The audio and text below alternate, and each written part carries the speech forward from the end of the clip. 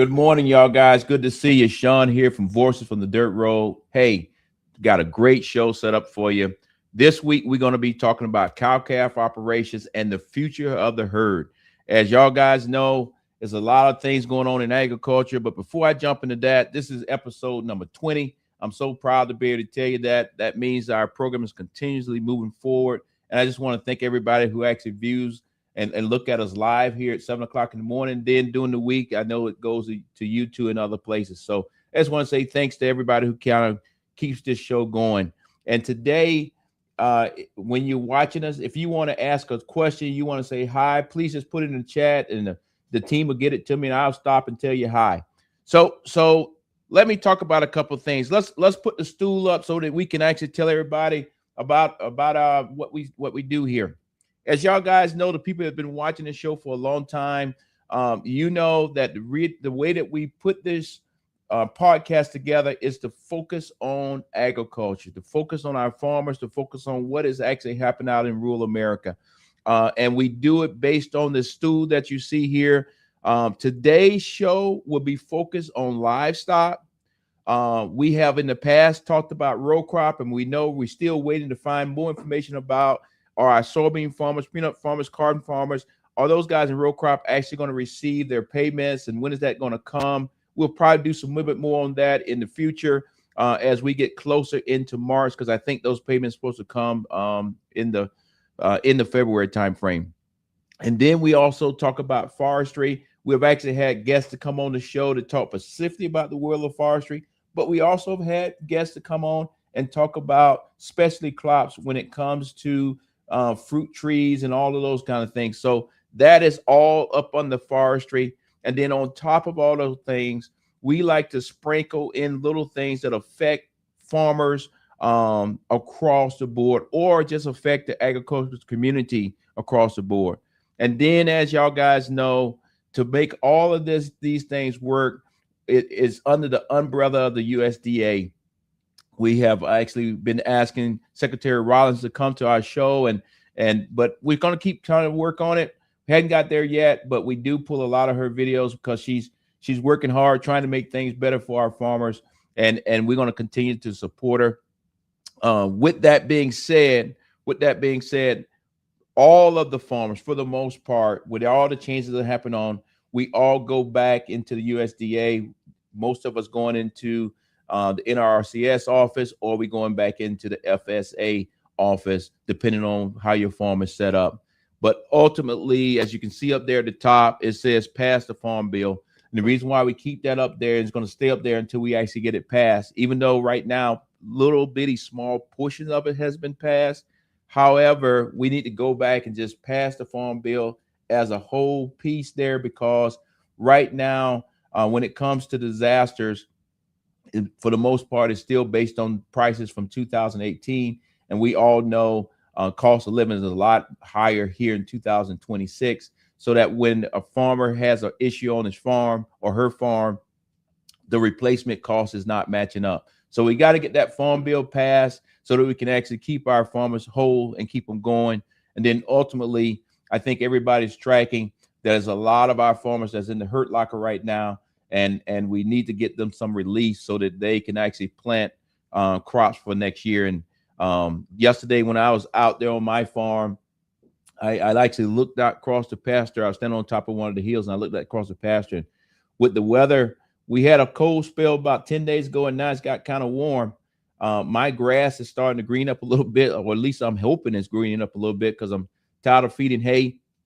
But what I will say is, for our row crop farmers, they should be out in the fields right now, starting to get that ground ready to get ready to put a crop in here soon in the March time frame. So let's continue to work, and we're going to continue to provide information for you that you can use and you can share with your family across the board, because I'm a firm believer that we got to bring this next generation on board, figure out our succession plans, and on top of that, make sure that we can help that next generation move into the farm and actually be able to take it on board.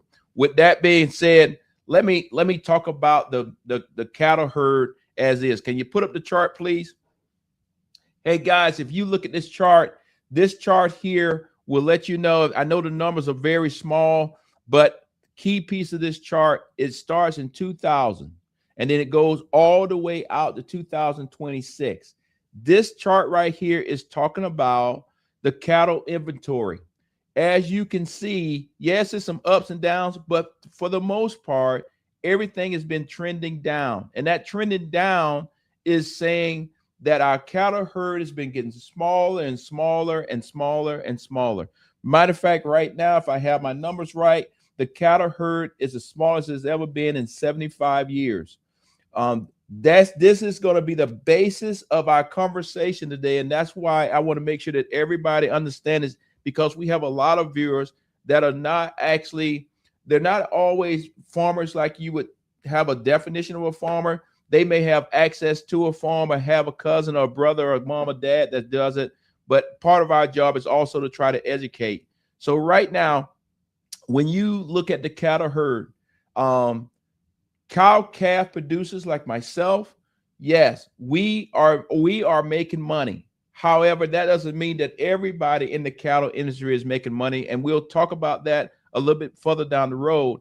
And then you also hear where we bring in beef from Argentina and everything else. You hear about the screwworm situation down in Mexico. You hear about all of these different things that are pushing on the market. But I would tell you the number one thing that's pushing on the market that's making cow prices high is supply and demand, and that supply and demand is on both sides of the coin. The supply and demand on our side or my side is because we don't actually have, we're still talking about building the herd back.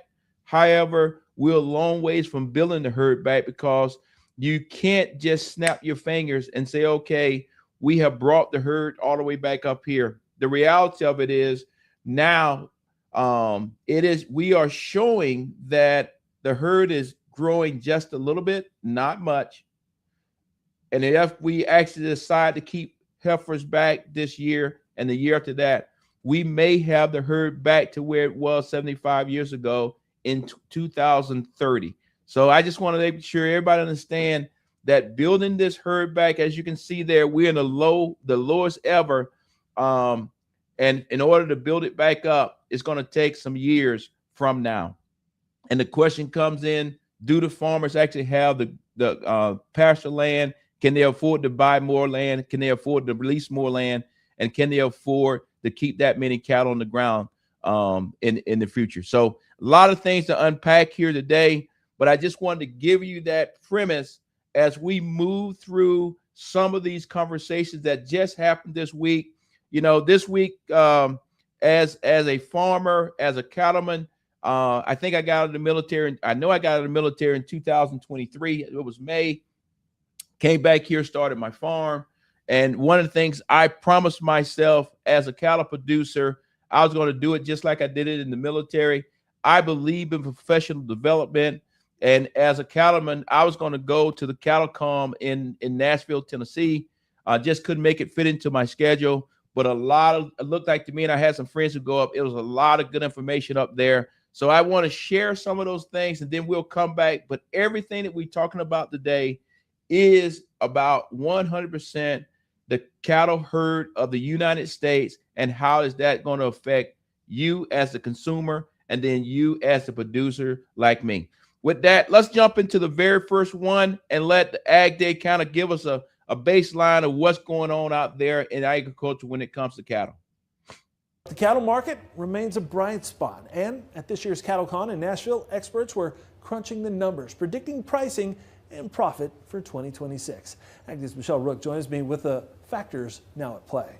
Yeah, Clinton, CattleFax is forecasting the average fed steer price for 2026 at $224. Now, that's nearly steady with last year. But feeder cattle prices will be higher, hitting record averages of $335 for 800-pound steers and $440 for 550-pounders. So cow-calf producers may see big profits again in 2026. But those margins could be narrower to even negative in other sectors, especially by mid-2026. 2025 saw record cattle prices in a profitable year for nearly every sector of the cattle business, but especially for the cow-calf producer. There's a lot of guys that made $1,000 on on calves last year, which is astronomical. I mean, that's a whole cycle's worth of margin in previous cycles in 1 year.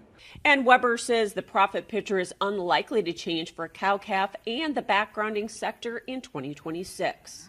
The backgrounder kind of grass operation, those guys are probably in okay shape yet this year because the market's still appreciating from calves to feeder cattle. However, the game could change dramatically for those finishing cattle this year, even with near to record high prices due to replacement costs. So last year was probably a record year for cattle feeding margins, especially for the unhedged producer. We're going to give a lot of that money back. It's already been spent and pushed back into the cow-calf and stocker part of the system. Feed yards, probably the back half of the year's margin opportunity is very slim to largely negative. You've got the border still closed. Whenever that reopens, and also as we go to the second half of this year, our break-evens are going to be at 250 to 260 coming out of the feed yards. We start to see some losses, in our opinion at least. That combination probably rolls the feeders over, and they'll trend lower as you go through the year. And the reality is margins are already tightening for feedlot operators like Mike Drennan. I'm in the market every day for feeder cattle, and you see a lot of cattle that when I run a projection, I mean, some days there's cattle that you could project a $200 loss. Then the next day they almost work. I mean, so you have to be within that market every day. However, the biggest losses may be felt by the packers. Margins are in the red due to excessive slaughter capacity, which is projected at 600,000 to 1 million head for 2026. There's more shackle space than cattle. Last year on average is about 7,000 a day. Today it's about 4,000 to 5,000 a day. So even though it's narrowed the gap, leverage should continue to favor the cattle feeder. And if the border doesn't reopen soon, he says the likelihood of more plant closures is real. I'm Michelle Rook reporting for Ag Day. Yeah, as you can see there, we're kind of all over the spectrum when it comes to the cattle market. I will talk from where I sit. I'm on the very front end. I'm a cow-calf operator.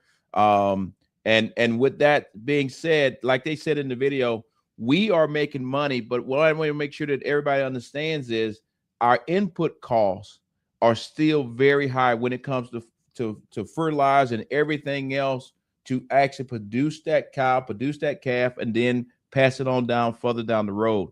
I will tell you this. I believe as we work through 2026, we will still see record high prices, but at some point it will start to fall off. And when I say fall off, it may not affect myself and other cow-calf operators on the front end, but the question then comes to the guys that are, I run a small farm. I'm not one of those guys that I'm not producing 300 and 400 head of cattle. I'm going to push out somewhere between 30 and 40 head of cattle. So I'm just an average farm. That's who I am. But the reality of it is the guys who are pushing out 200 head of cattle that usually send their cattle to the feedlots. As you heard in the thing, is the feedlot people now are potentially going to lose money. That means when your cattle go into the feedlot, are they still going to pay you the same that you would have got if you would have sent it to the sale barn or sold it to another farmer directly? So as this process works its way through, we got to keep our eyeballs on a couple other things. One, like it was already said, the amount of cattle that's going through the program is a small amount of cattle. That means, just like we talked about last week or the week before, processing plants that actually turn the cow into steaks and hamburger and all those kind of things. Not that many cattle's coming through.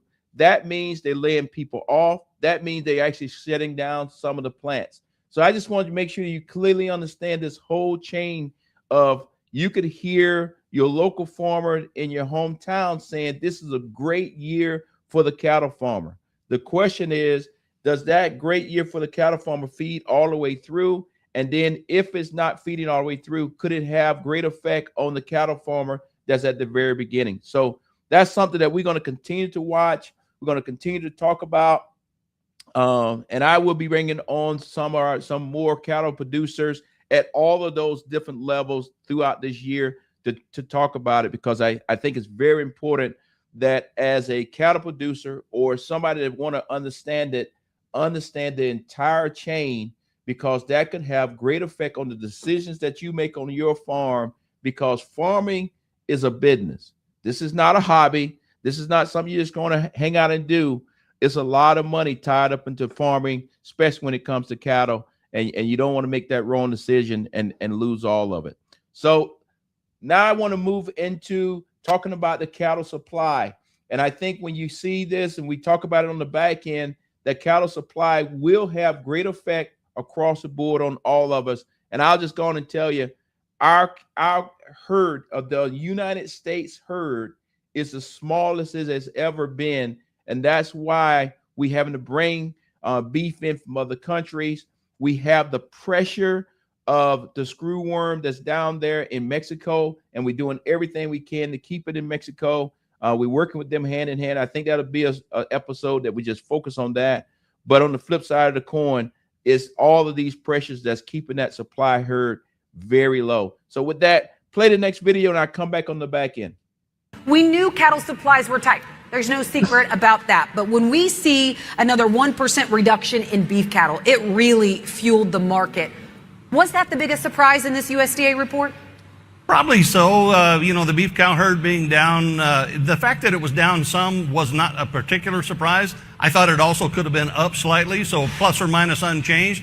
Came in a little smaller than that. So, but in general, the report, from my standpoint, was pretty much what I expected. The net effect is we've continued to get smaller in this industry, and we are not growing at this point. Yeah, that is exactly right. We are not growing at this point. I would tell you, like I said, my farm is not the biggest farm. I have big dreams now. I have big dreams, but big dreams and being reality is two different things.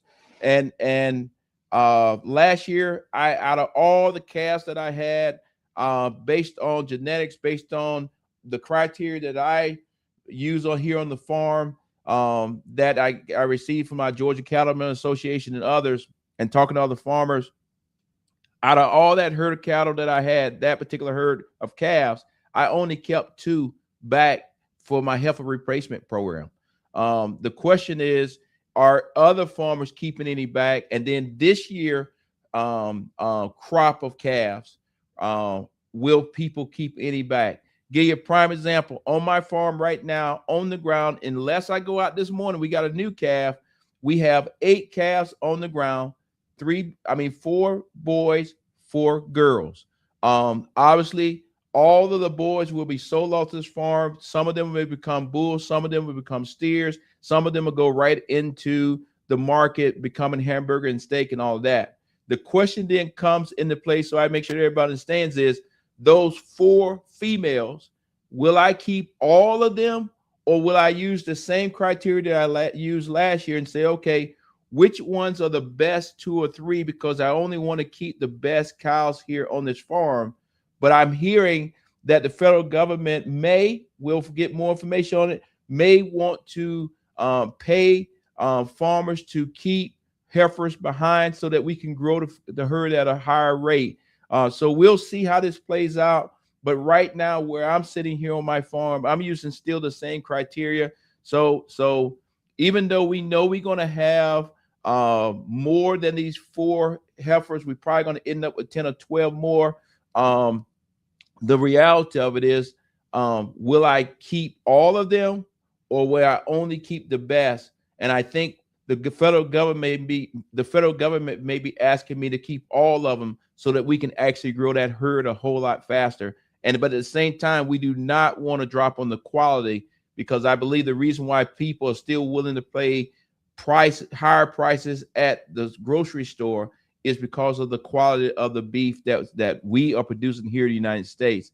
And I hope and pray that when we bring in Argentina beef, that they actually put it right on the tag. This beef is from Argentina. This beef is from wherever. This beef is from wherever. And this beef here is from the United States. And specifically, you can say it's from Georgia or Rockmart or Texas or wherever. So we got a lot of work to do. Let me change gears just a little bit, because earlier this week I was talking to a good friend that's out there in Nebraska, and he was talking about the ag industry as a whole, and the ag industry in Nebraska is tied 100% to agriculture.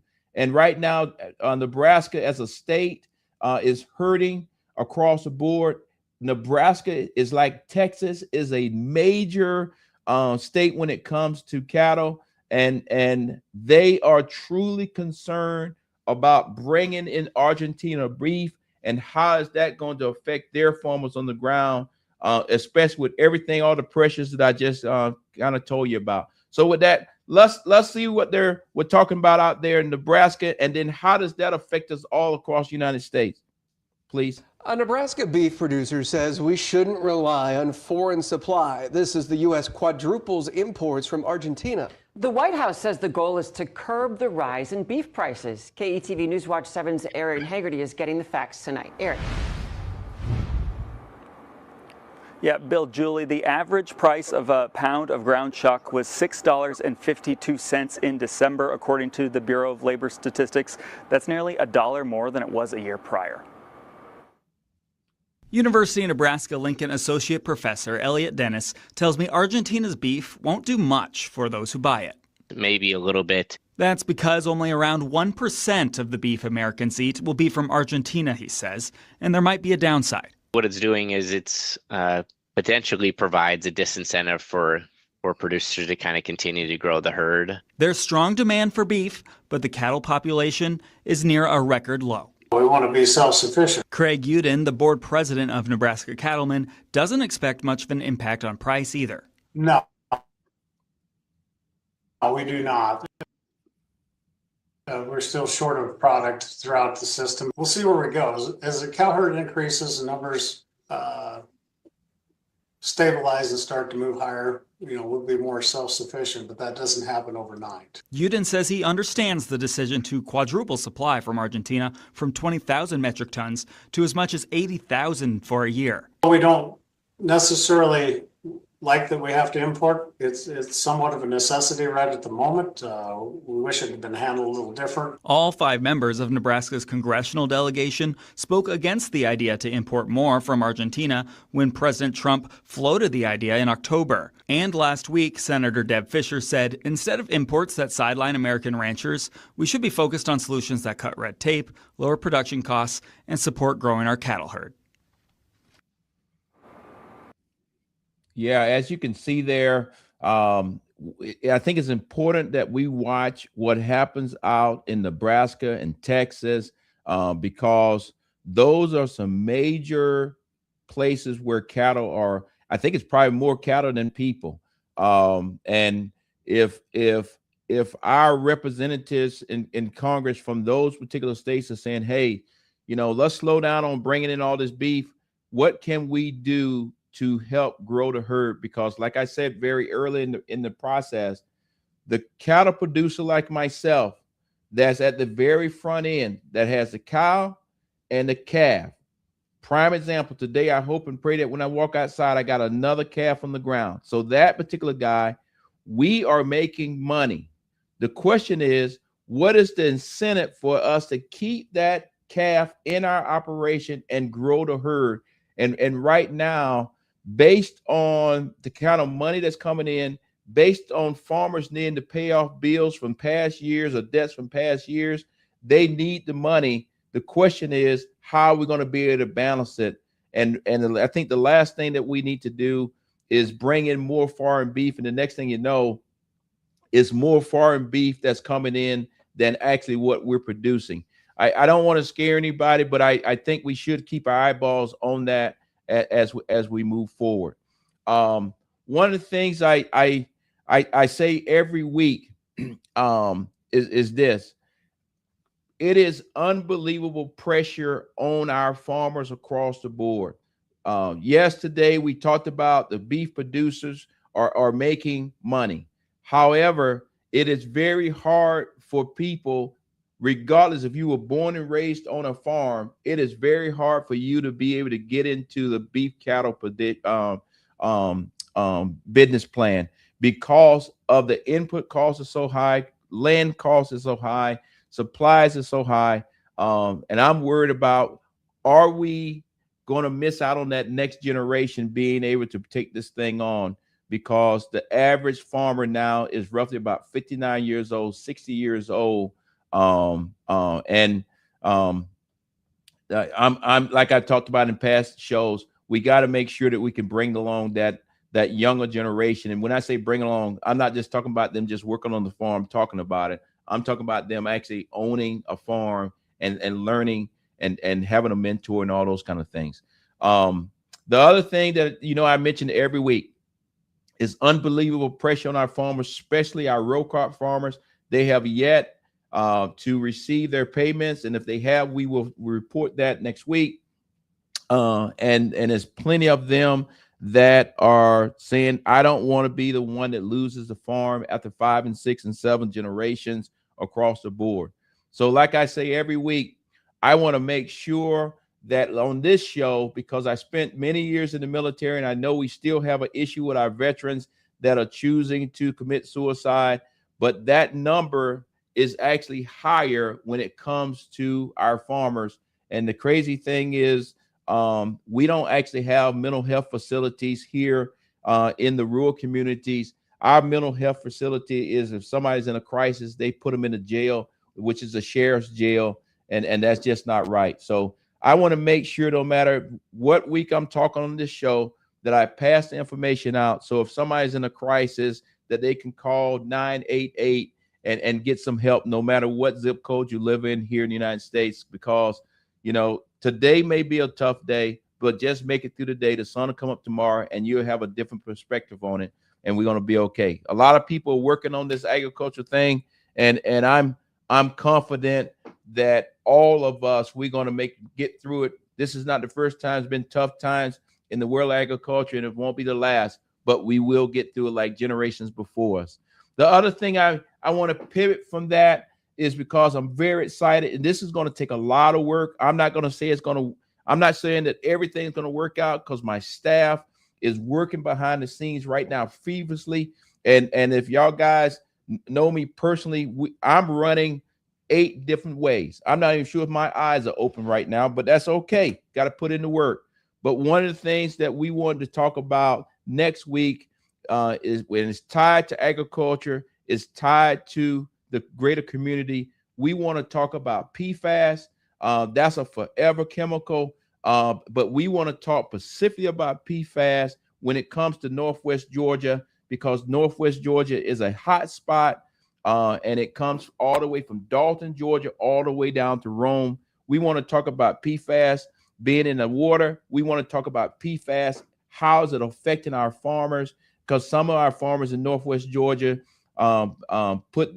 didn't know it, no fault of their own, but it got into their grass. It affects their cattle. You can't eat it. You can't do all those kind of things. So we just want to have that discussion. My hope and prayer is that we can put together a panel of experts. We have the discussion of where we're at and then where we need to go forward. But the only reason I tell you this, if we pull it off, next week's show will not be at 7 o'clock in the morning. I won't make you get up for that at 7 o'clock in the morning. When we put it all together, we may actually have a special show. We will advertise it, that we can talk to all the people that are the experts in what is going on with PFAS, what's currently happening in the world of PFAS in Northwest Georgia. What are we doing when it comes to the people that actually got cancer from it? And then what are we doing to hold somebody accountable? But then also, how do we do the cleanup? And is it a way to clean it up? So I'm excited about it.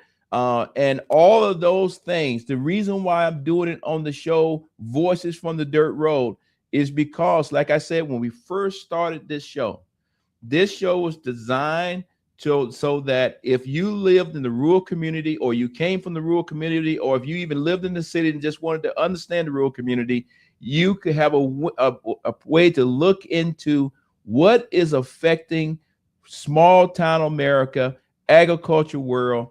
And right here where I live, I live in Northwest Georgia. We have a PFAS problem, and I would be remiss if I didn't actually talk about it and try to become part of the solution. So I'm excited.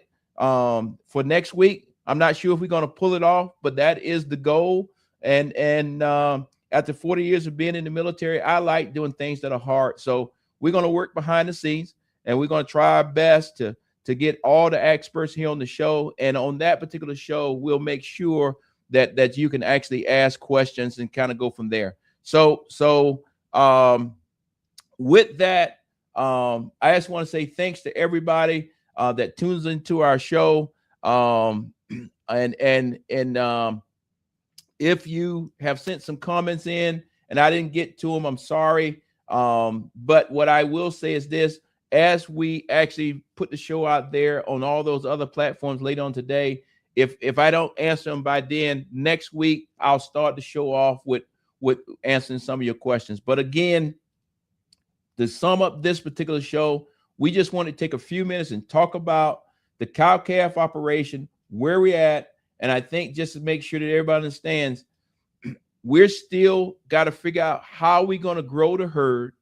And when I say the herd, I'm talking about the United States entire herd. That's all the farmers, everybody. How are we going to grow it to meet the demand of the American people, so that when we actually say that we're feeding America, that's true. We are feeding America, but right now we need some help to come from some other places. Don't like it, but that's currently where we're at. So, hey, I hope you enjoyed the show today. It was kind of quick. I know that. My cup is empty. Hey, guys, have a great day. See you next week.